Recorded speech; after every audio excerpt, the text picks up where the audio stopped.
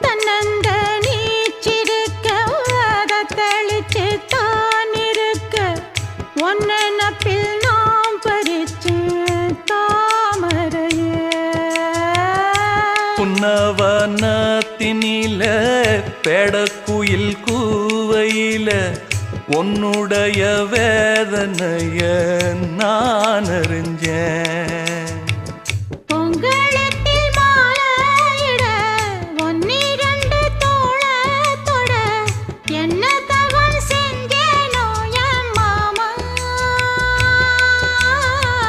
வண்ணக்கிளி கையத்தொட சின்ன சின்ன கோலமிட உள்ளம் மட்டும் வழியே நானே